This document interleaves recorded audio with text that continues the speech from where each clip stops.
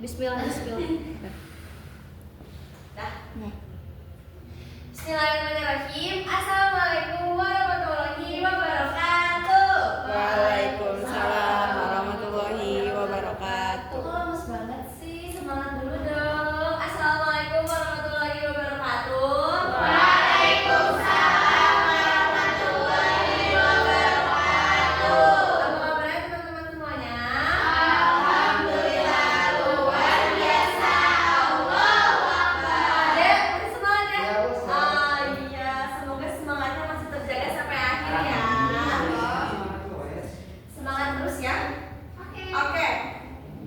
Karena sudah pada semangat, kita mulai pembelajaran hari ini ya. Sebelum dimulai, kita mulai pembelajaran hari ini dengan membaca doa. Jadi boleh tolong dipimpin? Boleh Bu, sebelum kita mulai pembelajaran, maka kita berdoa. Berdoa dimulai. Amin. Doa selesai. Amin. Terima kasih Jaya. Sebelum kita memulai pembelajaran juga Ibu harap teman-teman bisa terus fokus. Tidak ada yang main ponsel, tidak ada yang main handphone dulu. Handphone ditaruh. Tidak ada yang Di tidur. meja hanya ada buku dan juga pulpen. Oke? Kalau ketahuan main HP nanti Ibu HP-nya ambil. Ibu ambil HP-nya. Iya, betul. Nah, kita pemanasan dulu biar makin panas. Nah, misal teman-teman bayangkan ya, bayangkan jika teman-teman adalah seorang pekerja sosial. Karena kan setelahnya teman-teman akan jadi pekerja sosial nih. Nah, ketika teman-teman sudah jadi pekerja sosial, di depan teman-teman ini ternyata ada anak korban bully. Paham ya? Nah, dia diam menunduk, dia nggak mau bicara, dia takut banget karena dia mungkin habis dibully. Kira-kira teman-teman gimana nih mulai berkomunikasi dengan anak tersebut? Ada yang bisa jawab?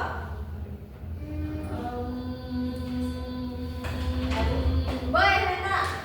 Caranya itu dimulai dengan mendekati secara perlahan. Betul.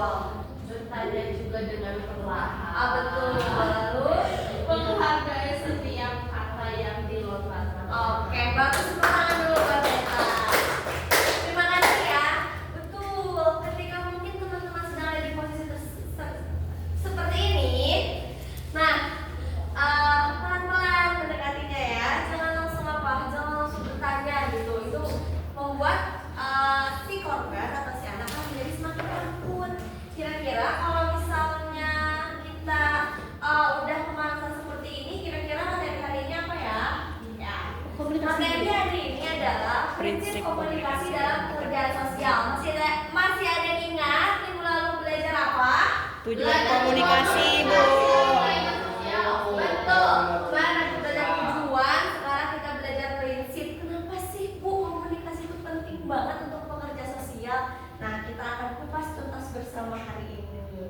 Nah, tujuan pembelajaran hari ini adalah peserta didik mampu mengidentifikasi prinsip-prinsip komunikasi dalam pekerjaan sosial melalui kegiatan diskusi berbasis contoh kasus relevan secara tegas sesuai dengan konsep hari ini. Lalu yang kedua, mampu menunjukkan sikap empati dan juga menghargai pendapat orang lain selama kegiatan diskusi berlangsung.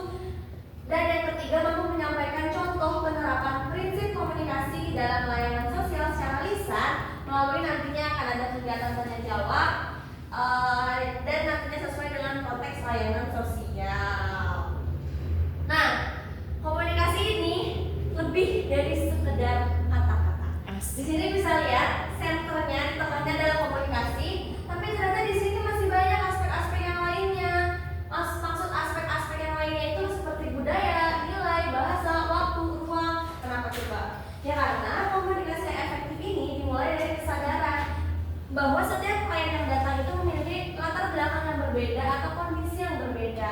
Nah, latar belakang nantinya akan bisa membentuk bagaimana kita berbicara, bagaimana klien bisa menangkap makna, bagaimana caranya kita memberikan gaya dalam komunikasi dengan klien.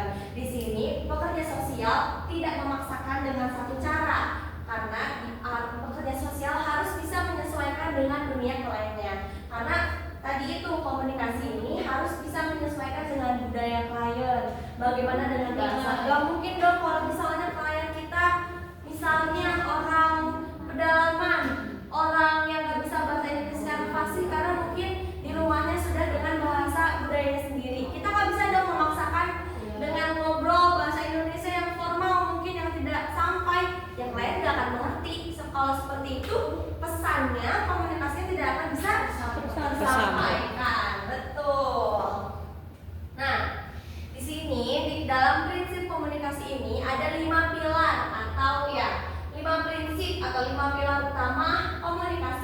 dalam pekerjaan sosial. Yang pertama, mendengarkan aktif. Kenapa harus mendengarkan aktif? Karena pekerja sosial ini harus benar-benar hadir. Benar-benar hadirnya adalah pekerja sosial ini harus benar-benar memperhatikan gaya bicara, harus bisa mendengarkan, harus bisa membaca ekspresi wajah, harus bisa membaca gestur. Gesturnya nyamankah dengan pertanyaan-pertanyaannya atau tidak? Pekerja sosial harus menjawab kondisi-kondisi seperti itu. Nah, nanti ketika pekerja sosial sudah mendengarkan secara aktif, akan dilakukan klarifikasi. Klarifikasi ini adalah dengan merangkum poin-poin yang diberikan dari klien kepada pekerja sosial. Yang kedua, pekerja sosial harus berempati. Berempati di sini kita harus bisa memahami perasaan dan juga perspektif dari kacamata klien. Jadi kita harus bisa menyesuaikan POV dari klien, jangan memaksakan POV dari kita. Karena di sini bagaimana kita bisa menyesuaikan diri dengan klien. Nah, nantinya ketika kita bisa menyesuaikan dengan perspektif dari klien, boleh komunikasinya ini klien akan bisa merasa didengar. Teman-teman juga merasa seperti itu kan? Iya. Ketika mungkin lawan bicaranya atau yang mendengarnya bisa menyesuaikan dengan kondisi kita, bisa menyesuaikan dengan POV kita, akan merasa didengarkan. Nah, media sosial pun harus selalu seperti itu kepada kliennya. Yang ketiga, dengan rasa hormat. Karena tadi klien datang dengan latar belakang dan juga kondisi dan juga pastinya perjalanan hidup yang berbeda. Masing-masing memiliki backstory atau behind story yang berbeda. Bagaimana kita bisa menghormati, kita bisa menghilangkan prasangka-prasangka buruk, kita bisa bersikap netral. Nah, dan kita tidak ada penilaian, misalnya penilaian berdasarkan kasta, mungkin berdasarkan sosial ekonominya, bagaimana kondisi sosialnya, itu kita tidak boleh seperti itu. Lalu yang keempat adalah kejelasan. Nah, pekerja sosial ini perlu menyesuaikan bahasa dan cara penyampaian dengan tingkat pemahaman klien. Seperti tadi ya, kita harus bisa menjelaskan secara jelas dan memastikan bahwa klien juga bisa menangkap informasi yang kita berikan secara jelas. Yang ketiga, kejujuran.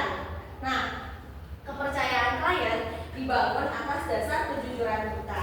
Di sini pekerja sosial juga harus berani bersikap transparan, termasuk jujur tentang batas-batas yang dimiliki dan mungkin proses-proses yang mungkin tidak akan bisa dilewati di kedepannya.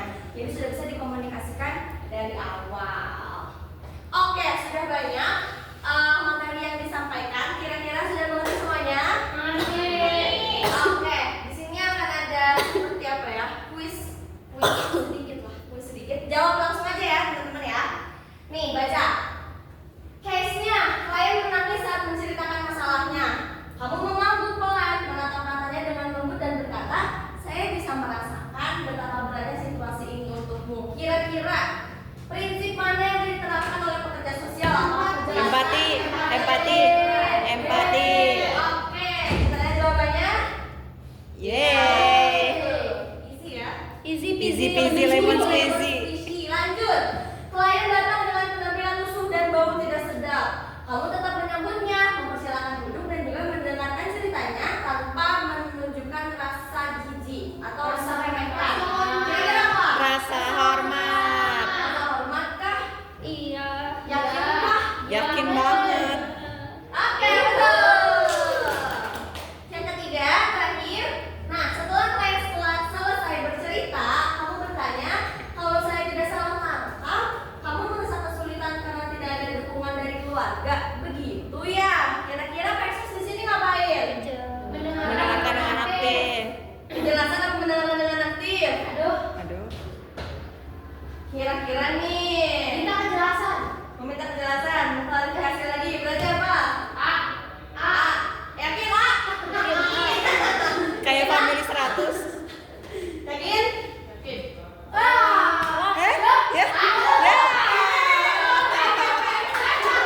Ya ibu. Maaf, salah. Ada apa? Ada salah di sini ya. Mau dua-duanya. Ya, salah, maaf ya. Iya, Ibu. Nah, gak apa-apa, berarti teman-teman sudah paham ya, sudah paham bagaimana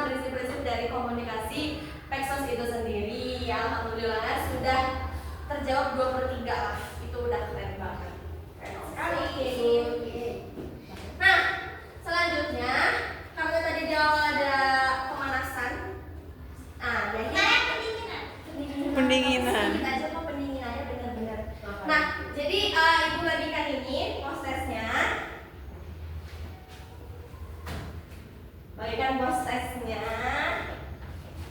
Nih. Dengan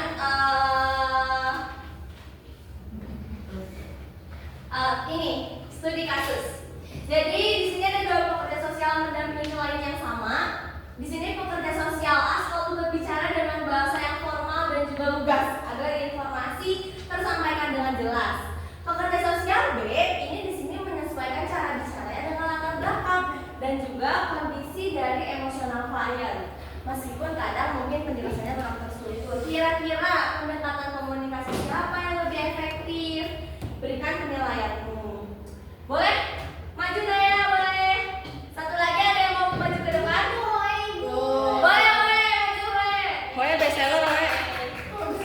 Gak apa-apa kok, kita belajar sedikit aja ya. Bestseller ya. Iya ini tadi kan sudah saya bacakan. Naya boleh ya. Oke boleh. Jadi jawabannya itu buat yang pertama, kita tuh harus fokus pada pendekatan yang berpusat pada klien, yaitu pekerja sosial B itu lebih efektif. Oh kenapa? Enggak. Kenapa ya? Oh kenapa Naya? Enggak apa-apa. Naya. Lanjut. Nah, ya, karena pekerja sosial B itu lebih efektif karena ia menerapkan prinsip empati dan juga rasa hormat kepada kliennya. Nah, terus juga dia juga mampu menyesuaikan diri dengan dunia kliennya gitu, bukan memaksakan cara formal aja. Oke bagus. Kalau Sasa ini berarti Pexos yang B. Iya bu. Oke, Nah, gimana? jawaban yang berdua itu menurut kita kami fokus itu pada landasan hubungan bantuan. Oke. Itu Pexos B itu yang lebih efektif karena memahami bahwa komunikasi adalah lebih dari sekedar kata-kata dan sangat dipengaruhi oleh nilai dan kondisi emosional klien. Terima kasih Salsa dan Naya sudah mewakili Cocok, Boy, cocok. kelompoknya. Nah, oke, sepertinya kita sudah sampai di penghujung materi hari ini, pertemuan hari ini. Kira-kira ada yang mau bantu ibu baca kesimpulan? Boleh Renata? Misi Ibu. Oh iya, mau. Kesimpulannya yaitu komunikasi yang efektif dalam pekerjaan sosial tidak cukup hanya dengan berbicara, melainkan membutuhkan kesadaran dan kepekaan bahwa setiap klien hadir dengan latar belakang, kondisi dan kebutuhan yang beda-beda. Oleh karena itu, 5 prinsip seperti mendengarkan aktif, empati, rasa hormat, kejelasan, dan kejujuran menjadi landasan penting yang harus diterapkan secara nyata dalam setiap interaksi di lapangan. Sebab pada akhirnya klien tidak hanya membutuhkan solusi, tetapi juga perlu merasa didengar, dihargai, dan dipahami. Dan semua itu dimulai dari cara seorang pekerja sosial berkomunikasi. Terima kasih Naya. Sama-sama, Ibu.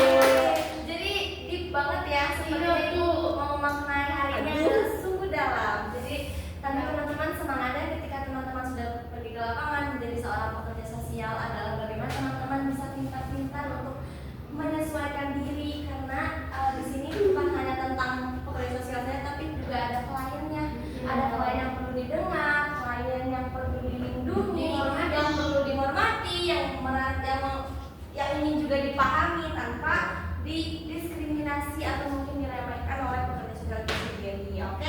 Oke, Ibu. Oke, tugas minggu ini. Nggak mau. Gampang aja kok, dari kemarin juga itu masih tugasnya selalu apa? Amati. Hanya mengamati, habis itu mungkin ditulis notes-notes kecilnya.